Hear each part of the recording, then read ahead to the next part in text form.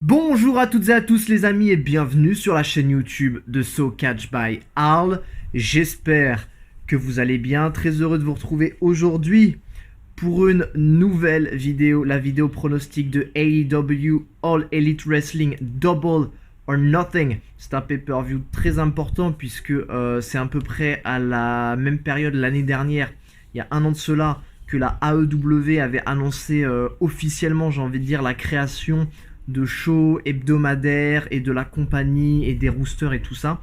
Donc c'est une espèce de petite date anniversaire AEW avec ce pay-per-view Double or Nothing qui sera, je pense, très intéressant à suivre. Je vais vous donner dans cette vidéo les pronostics et ainsi que mes analyses sur la match card qui est très intéressante. Ce pay-per-view me hype énormément, j'ai beaucoup d'intérêt dans Double or Nothing, je pense que ça va être très très bon.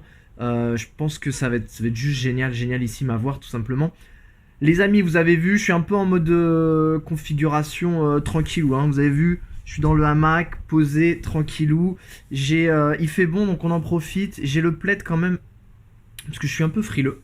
Donc même si je suis dehors et tout, je prends toujours le plaid, comme ça, je peux faire une petite sieste, m'enrouler comme ça, tranquillou. On est bien, on est bien. Donc petite vidéo tranquille. Je compte sur vous pour réagir dans les commentaires, pour me donner vos propres pronostics de Double or Nothing. Et puis je propose qu'on commence tout de suite avec le premier match de cette carte qui sera le buy-in. C'est l'équivalent du pré-show à la AEW, ils appellent ça le buy-in. En français, ça veut dire, on pourrait traduire ça par rentre dedans, achète-le, ou... Enfin, c'est quelque chose en gros qui est censé vous donner envie d'acheter l'événement, le pay-per-view principal. Parce qu'aux États-Unis, le système de diffusion est un petit peu différent de ce qu'on a en France. Il faut payer pour voir les événements majeurs tels que Double or Nothing. Donc le combat gratuit qui sera disponible, si je dis pas de bêtises, sur YouTube. Et ils ont aussi leur diffuseur qui s'appelle BR aux États-Unis et Fit TV pour nous à l'international. Moi, je vais regarder notamment grâce au site Fit TV. Donc ça sera gratuit, c'est le combat gratuit et c'est un combat tag team entre deux équipes que j'aime beaucoup. La première c'est Private Party et l'autre c'est Best Friends, composé de Chuck Taylor et Trent Barreta. Donc ça, deux véritables très bonnes équipes. Moi j'ai un coup de cœur incroyable pour Private Party. Je sais pas si vous suivez beaucoup cette équipe, mais je trouve qu'ils sont très très jeunes, très très talentueux. J'adore ce qu'ils font. Je trouve qu'ils ont des capacités dans le ring qui sont exceptionnelles, très très bon travail d'équipe. Ils sont assez innovants aussi. Donc j'aime beaucoup Private Party. J'espère qu'ils auront très prochainement un match de championnat pour les titres par équipe, actuellement détenu par Kenny Omega et Hangman Page, je le rappelle, parce que pour moi, voilà, ils le méritent. C'est vraiment une très très bonne équipe. De l'autre côté, face à eux, on a Best Friend, Chuck Taylor et Trent Barreta. Alors eux, au début, on pouvait penser que c'était une équipe un petit peu humoristique, voilà, qui venait, qui faisait des combats, qui repartait. Mais en fait, on s'est aperçu, je pense, au fil des semaines, que c'était une équipe qui était beaucoup plus sérieuse que ça. Et ils ont pris, j'ai envie de dire, une position assez intéressante dans le classement tag team des équipes actuellement. Ils sont assez bien classés et je pense qu'ils peuvent eux aussi prétendre au titre de champion tag team de la AEW. Et ce combat sera d'ailleurs pour déterminer la nouvelle équipe, les nouveaux challengers au titre détenus par Kenny et Adam Page. Donc voilà, c'est quand même un beau combat qui va s'offrir à nous. Je suis très content que la AEW l'ait mis dans le pré-show. Ça va peut-être permettre en fait à de nouvelles personnes de découvrir la AEW, de s'intéresser un petit peu plus aux produits, je sais pas. En ce qui concerne mon pronostic, c'est dur parce qu'on a quand même deux très très bonnes équipes. Je vais plutôt pencher du côté de Private Party. Parce que je les adore, je les trouve vraiment tous les deux très très très très talentueux. Et je pense qu'ils ont un bel avenir devant eux à la AEW. Donc je vais dire Private Party repart avec la victoire lors de ce buy-in. J'ai hâte de voir ce combat. C'est l'un des combats, très sincèrement c'est le pré-show, mais c'est l'un des combats que j'attends le plus. Parce que j'adore les matchs tag team par équipe à la AEW. Ils ont prouvé à plusieurs reprises que la division par équipe était très très forte à la AEW. Et donc j'ai hâte de découvrir ça encore samedi soir, les amis. Ça sera samedi 23 mai. Hein. Notez bien l'heure pour AEW Double or Nothing. Ça sera dans la nuit de samedi à dimanche, bien évidemment. comme d'habitude. Je vous propose de commencer la carte principale maintenant, avec un très gros match qui a beaucoup fait parler de lui. Cody Rhodes, ou Cody, juste Cody à la EW, fera face à Lance Archer. Quel combat! C'est un combat qui s'est décidé suite au tournoi qui avait été organisé pour couronner le tout nouveau TNT Championship. TNT, c'est la chaîne qui diffuse AEW Dynamite toutes les semaines aux États-Unis. Et donc, ils vont faire un titre, voilà, un peu pour TNT, un peu un titre. Les gens parlent de titre mineur. Je ne sais pas encore ce que ça va donner. On n'a pas vu à quoi ressemblait le titre. On n'a pas vu qu'est-ce que ça allait être. Mais une seule chose est sûre pour l'instant, c'est que les deux premiers challengers à ce titre sont Cody et Lance Archer. Donc ça va être, je pense, on peut s'attendre en tout cas à un très bon combat. Iron Mike Tyson, le légendaire boxeur, le mec avec une carrière de boxe incroyable. Boum, vous l'avez vu notamment à la WWE, il était apparu dans des segments avec Shawn Michaels, la DX ou encore Stone Cold Steve Austin. Le gars, c'est une vraie légende de la boxe. Je pense que vous connaissez Mike Tyson, j'ai pas besoin d'en parler beaucoup plus. Il fera un petit détour par la AEW pour venir nous présenter cette nouvelle ceinture. Donc voilà, j'ai très hâte de voir ça, j'ai très hâte de découvrir ça. C'est encore une fois un match qui m'intéresse énormément. Cody avait battu Sammy Guevara puis Darby Allin pour accéder à cette finale. Du côté de Lance Archer, il avait battu je sais pas Kip Sabian en quart de finale. Qui est-ce qu'il a battu? Bon, bref, je sais plus. Il a battu quelqu'un en quart de finale et ensuite il a battu Goldust ou Dustin Rhodes en demi-finale cette fois-ci, pardon, pour du coup se retrouver face à face à Cody lors de cette finale qui sera une finale, les amis, sous tension. Parce que Cody, il n'a pas le droit de challenger au titre de champion AEW. Donc un petit peu la seule chose qui lui reste vraiment à la EW, c'est ce titre TNT Championship. Donc il va tout donner. Il va donner tout ce qu'il a. Il va se battre comme un lion pour aller chercher cette ceinture. Et de l'autre côté, on a Lance Archer qui est fraîchement arrivé à la AEW. C'est un véritable monstre. Il a tout écrasé sur son passage. C'est l'un des plus gros bulldozers que je connaisse, Lance Archer. Et je vais être honnête avec vous, c'est mon favori. C'est mon favori. Parce que Cody, il est dans un mauvais état d'esprit. Il a perdu à Révolution face à MJF. Et il n'a jamais vraiment réussi, j'ai l'impression, à reprendre le dessus psychologiquement sur ses adversaires, sur sa carrière à la EW. Et donc je pense que Cody est pas forcément très confiant pour ce match. Face à lui, il y a quand même Lance Archer qui est coaché, je le rappelle, par Jake the Snake Roberts. Et lui, c'est tout l'inverse. Il est très confiant dans ses capacités et il a raison d'y croire. Parce qu'on l'a vu sur le ring, il démolit. Voilà, il prend les mecs, il les casse en deux, choc slam, boum, il fait sa prise là, je sais plus comment ça s'appelle, blackout je crois, un truc comme ça, où il fait tomber véritablement. Et là il y a la nouvelle prise avec la main où il écrase la tête de son adversaire contre le ring. Donc moi j'aimerais pas du tout être face à Lance Archer et je pronostique une victoire de Lance Archer pour devenir le tout premier TNT Championship. Les amis, dites-moi en commentaire qui est-ce que vous voyez devenir champion lors de ce match, le tout premier champion TNT Championship. Voilà, ça sera samedi 23 mai à l'occasion de AEW Double or Nothing. Je vous encourage à regarder, ça sera vraiment, j'en suis sûr, un très bon pay-per-view. On passe maintenant à un match féminin. On reste en 1 contre 1. Je vais parler de Britt Baker face à Chris Statlander. Un match aussi très intéressant parce qu'on l'a vu, Chris Statlander et Britt Baker, elles se sont un petit peu pris à partie toutes les deux depuis quelques semaines maintenant. Elles se tournent autour, ça se tape, ça se fight, on sent la tension, on sent l'animosité. Ça sera l'occasion à AEW Double or Nothing de passer à l'étape supérieure puisque les deux femmes se rencontrent dans un combat 1 contre 1. On l'a vu, Britt Baker, elle est rancunière quoi. Elle a de la hargne, elle est hargneuse. Elle est là, elle a fait sa prise de soumission. Alors je sais plus comment ça s'appelle, la prise où elle met la main dans la bouche. Là, je sais pas si c'est Mandible Claw qu'ils appellent ça aussi à la EW, je sais plus. Corrigez-moi en commentaire les amis si vous connaissez le nom de cette prise. On peut pas tout savoir, hein. On n'est pas là pour tout savoir dans la vie. Mais en tout cas, on a vu qu'elle n'hésitait pas à mettre sa main complète dans la bouche de Chris Statlander. Il y a beaucoup, voilà, je l'ai dit, mais il y a beaucoup de tension, il y a beaucoup de haine entre les deux femmes. Le combat promet d'être violent. Je pense que ça sera un combat violent. Il n'y a pas de titre en jeu, mais l'intérêt autour de cette feud est suffisamment fort pour moi pour m'intéresser à ce combat. Et c'est l'un des combats aussi que j'attends le plus sur cette carte. J'aime beaucoup ce que fait Britt Baker depuis ces dernières semaines. Elle a pris un ascendant psychologique qui est non négligeable sur son adversaire quand même. Je pense que Britt Baker, elle en a eu marre de perdre à un certain moment. Elle avait ses opportunités pour le titre AEW féminin, ça a jamais vraiment réussi à se concrétiser. Et là, ça a un peu pourri son état d'esprit. Et elle a pris en cible, elle a pris en chasse Chris Statlander.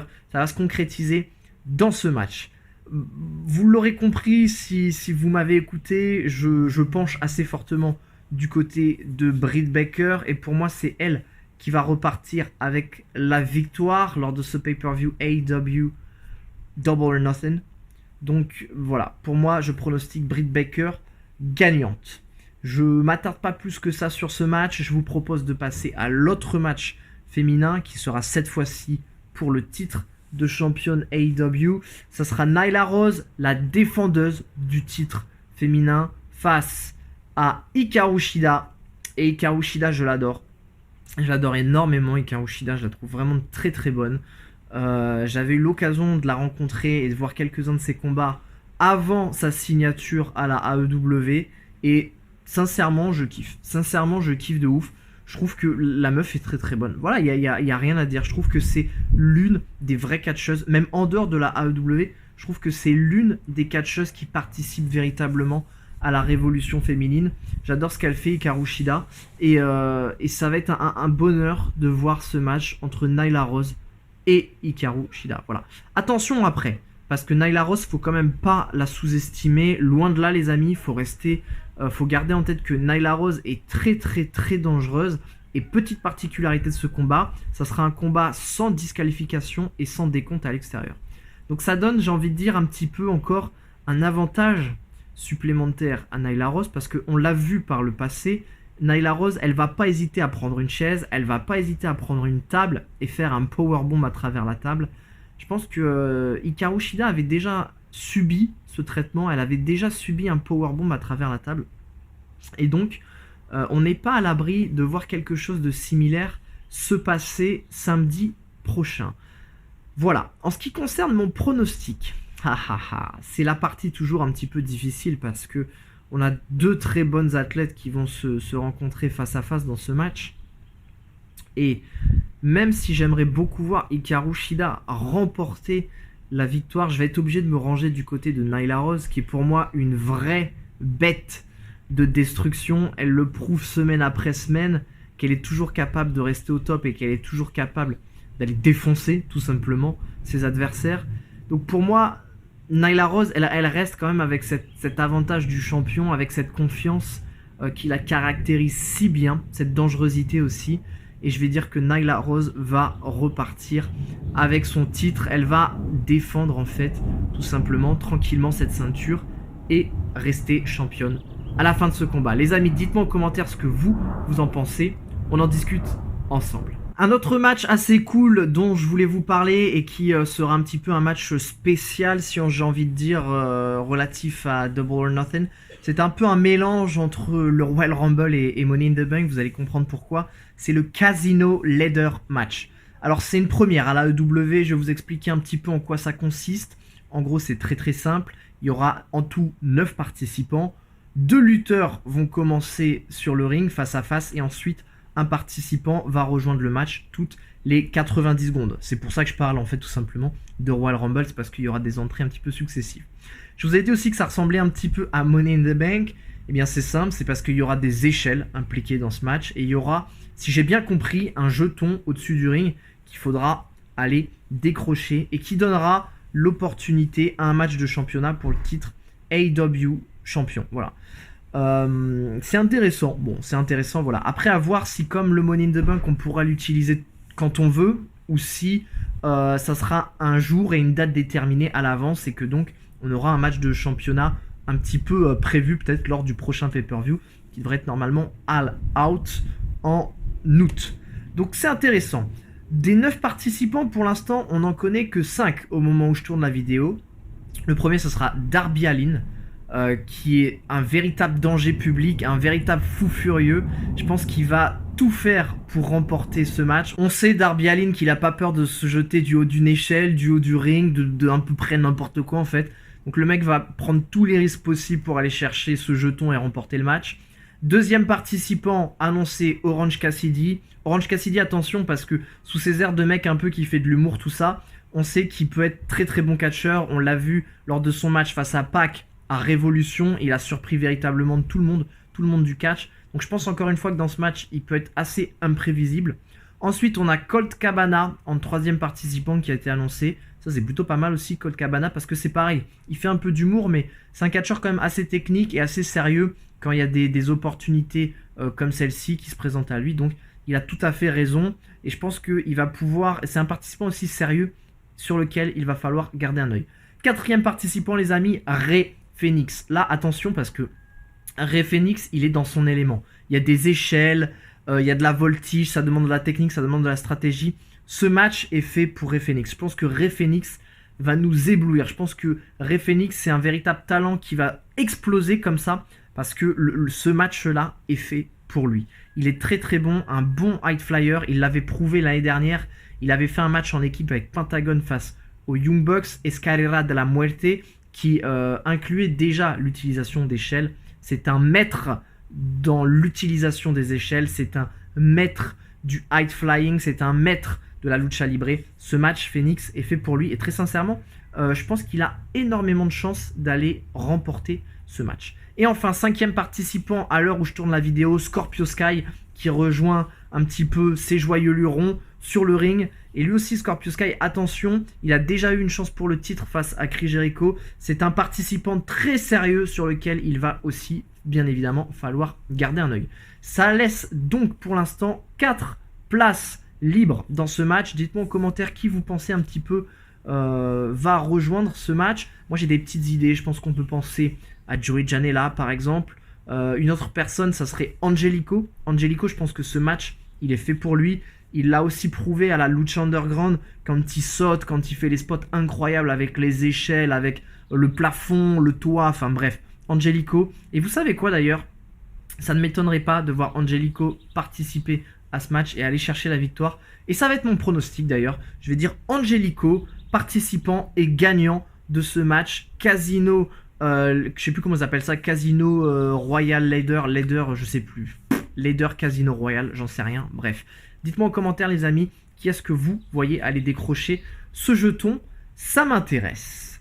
On continue et on revient dans les matchs un petit peu plus traditionnels avec un match 1 contre 1. MJF face à Jungle Boy. Alors c'est un match, pour être tout à fait honnête, un petit peu sorti de nulle part. Il n'y a pas vraiment de feud entre les deux hommes. MJF avait été blessé durant plusieurs semaines. Il s'était blessé soi-disant à la nuque. Après il s'était blessé soi-disant à la main, en pariant, je sais pas, bref. C'était assez marrant de voir MJF se plaindre un petit peu semaine après semaine. Et puis il a fait son retour à la EW. Il a montré qu'il n'avait pas perdu une seule de ses capacités. Il n'a pas perdu en musculature, il n'a pas perdu en stratégie. Il est toujours aussi vicieux, il est toujours aussi mal intentionné et il fera tout ce qu'il faut pour aller chercher la victoire. Je l'avais mentionné tout à l'heure, mais il reste dans une psychologie très très forte, une dynamique très très forte MJF, puisqu'il avait remporté son match face à Cody lors de AEW Revolution. Il a Wardlow en plus à ses côtés, donc forcément il a un avantage assez conséquent. Face à lui, lors de Double or Nothing, il y aura Jungle Boy. Jungle Boy, il est cool, il est très très jeune lui aussi, et il est très talentueux lui aussi. Je crois qu'il a que 22, 23 ans de Jungle Boy, un truc comme ça. C'est vraiment incroyable de voir la carrière qu'il a déjà à son âge. Mais attention, parce que je pense que c'est un adversaire qu'il ne faut pas sous-estimer. C'est un adversaire qu'il faut absolument que MJF prenne au sérieux. Et même si c'est un combat qui paraît un peu simple sur le papier, je pense que Jungle Boy va lui donner du fil à retordre. Donc voilà. En ce qui concerne mon pronostic, bon... Même si le match est... C'est dommage, c'est un petit peu que le match ne soit pas vraiment impliqué dans une feud, mais bon, ça c'est comme ça. Je pense que ça va rester un affrontement quand même très très très athlétique entre les deux hommes. Et c'est ce qui fait que c'est difficile à pronostiquer, parce que je pense que si MJF ne triche pas, je pense que si Wardlow n'intervient pas, alors le match est assez équilibré et c'est assez difficile de déterminer un vainqueur. Là, le seul vrai problème, je crois, c'est que... alors déjà, si je dis pas de bêtises, ça sera peut-être un match sans disqualification. Laissez-moi regarder. Non, apparemment, ce sera un match normal. Il n'y aura pas forcément de règles spécifiques sur ce match. Mais je pense que Wardlow peut intervenir. Je pense que MJF peut nous faire un petit coup fourré. Et donc, je vais dire que MJF va ressortir gagnant de ce match face à Jungle Boy. J'attends de voir samedi ce que ça va donner, mais ça sera un très bon match. Ça sera un très très très bon match. Et ça excuse un petit peu, entre guillemets, vraiment, on va dire, le fait qu'il n'y ait pas de feud plus que ça pour l'instant dans ce match. Et je pense que ça va rester très très bon et très intéressant à voir néanmoins. On se rapproche, mine de rien, de la fin de cette carte, mais il nous reste encore 2 très gros matchs. L'un d'entre eux, ça sera un espèce de match par équipe entre The Elite et The Inner Circle. The Inner Circle, je le rappelle, composé de Sammy Guevara, Santana, Ortiz, Jack Hager et le leader, le très charismatique, le champion, Chris Jericho. Les amis, 5 membres de Inner Circle qui vont affronter face à eux 5 membres de The Elite. On a Kenny Omega, Nick Jackson, Matt Jackson, Hangman Adam Page et le soutien, le renfort de taille, le renfort inestimable, Broken Matt Hardy, Damascus, appelez-le comme vous voulez. Matt Hardy qui va se joindre à The Elite pour former une autre équipe de 5 contre 5, affrontement, collision. Et ça sera une stipulation, un match assez inédit. On parle de, comment ils appellent ça? Ils appellent Stand-DP, je crois, je vérifie. Stadium Stand-DP Match. Je ne sais pas ce que ça veut dire, ne me demandez pas de vous expliquer, je n'en sais pas plus que vous.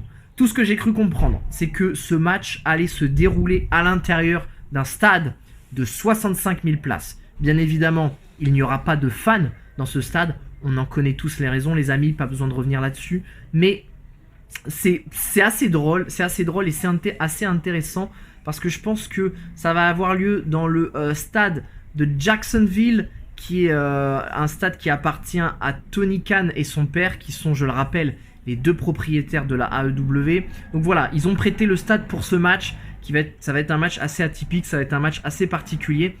Et je sais pas si vous avez vu le Street Fight match qui avait eu lieu entre Kenny Omega et Matt Hardy en équipe face à Chris Jericho et Sammy Guevara, il y a de ça quelques jours. C'était un match quand même assez violent, qui s'était déroulé, on l'a vu, ça avait commencé sur le ring, ensuite ça avait débordé dans les couloirs de l'arena, et ça avait fini pas très loin du stade, justement, de Jacksonville. Et je pense que c'est un petit peu ça qui a donné l'idée à l'Inner Circle d'aller un petit peu plus loin dans l'affrontement et d'organiser une rencontre 5 contre 5 dans ce stade. Je pense qu'on peut s'attendre à beaucoup de spots, très dangereux, 10 hommes, 10 catcheurs qui sont prêts à dépasser les limites chaque semaine, qui vont se rencontrer dans un match exceptionnel. Je ne vais louper ça sous aucun prétexte. Ma note de hype pour ce match, elle est maximale. Je m'attends à tout. Tout peut arriver. Ça va être le gros bordel. Ça va être, je pense, un match vraiment violent. Ça va être un match violent avec des spots extraordinaires. Je sais pas comment ça va se terminer. C'est très très dur de donner un pronostic sur ce match. On sait que Hangman Adam Page, il a des petites frictions avec Kenny Omega et avec les Young Bucks aussi. Avec Matt Hardy, je sais pas vraiment comment il s'entend, mais une chose est sûre, c'est que c'est pas une vraie équipe en fait, parce que il y a des dissensions. On l'a vu même entre les Young Bucks, des fois il y a des petites frictions, et en plus de ça, il y a Matt Hardy qui est un petit peu une pièce rajoutée. Matt Hardy, il a jamais vraiment travaillé en équipe avec The Elite, ça va être une vraie première pour eux. Comment est-ce qu'ils vont avoir une cohésion? Comment est-ce qu'ils vont avoir cet esprit d'équipe? Comment est-ce qu'ils vont avoir cette fraternité que l'on retrouve assez bien du côté de Inner Circle? Je ne sais pas. C'est un gros point d'interrogation. Et puis il faut dire ce qui est aussi, Matt Hardy, il est un petit peu dérangé. Il est un petit peu foufou dans sa tête. Il fait des petits trucs un peu comme ça des fois, où il fait « Wonderful !» Et puis il part dans des petits délires, Matt Hardy. Donc on sait jamais. Peut-être même qu'il peut se retourner contre The Elite. Peut-être qu'il peut péter un câble en plein match.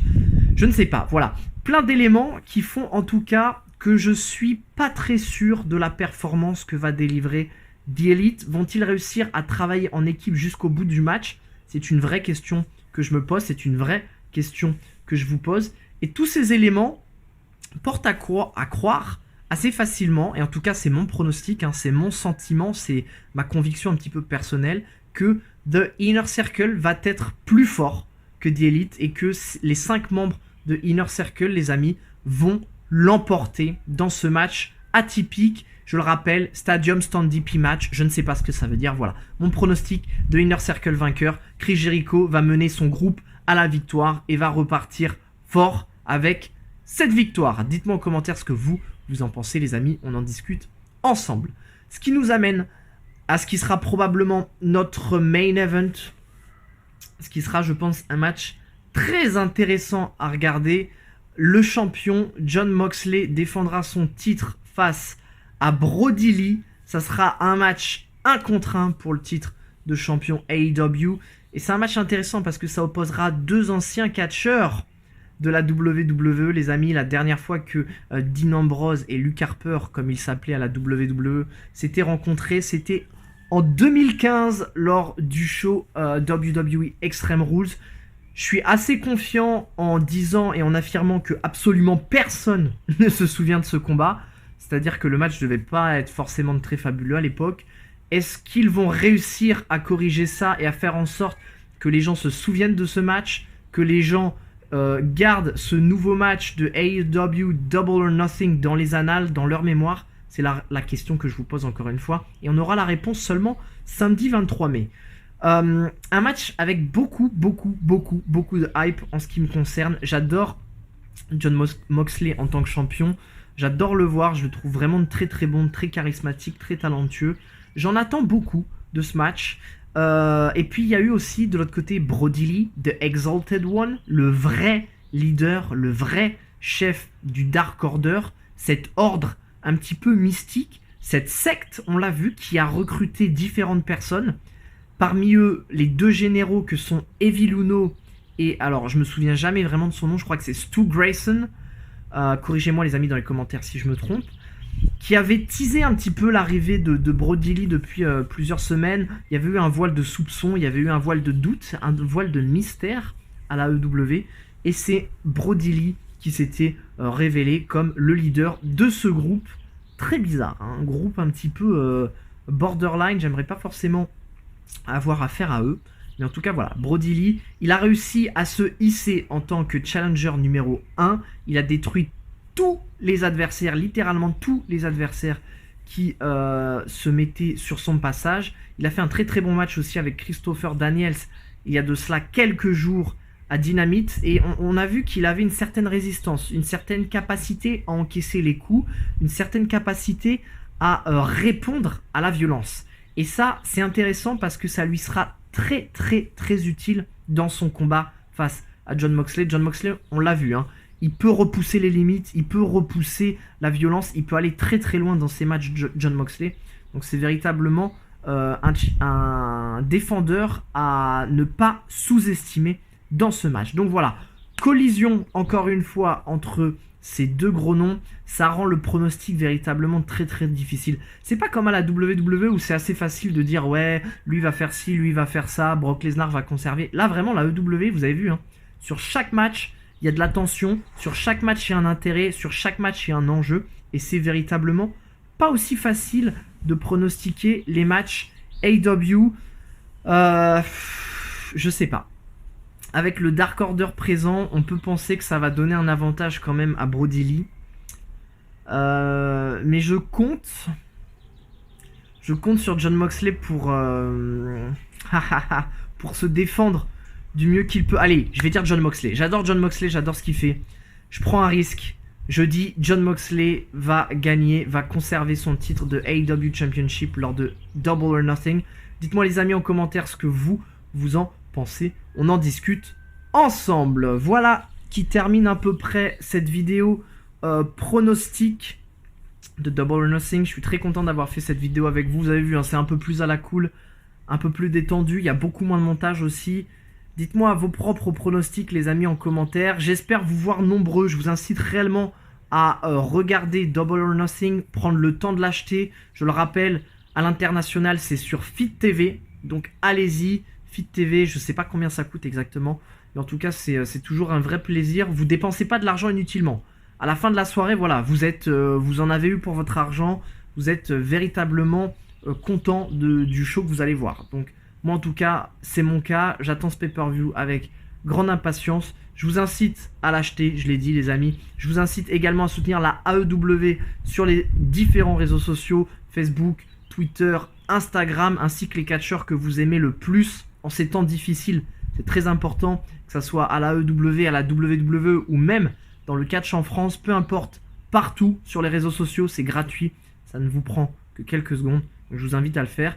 Et puis, moi aussi, n'hésitez pas à me soutenir les amis. Tout d'abord sur YouTube, en likant cette vidéo, en vous abonnant à la chaîne si ce n'est pas déjà fait et en activant la petite cloche, c'est très important. Je rappelle également que vous pouvez me suivre sur Instagram, @TheJudeHall, ainsi que sur Twitter, @SoCatchHall. Je compte sur vous pour rejoindre cette communauté incroyable dont vous faites déjà partie. Et oui, c'est comme ça que ça se passe ici.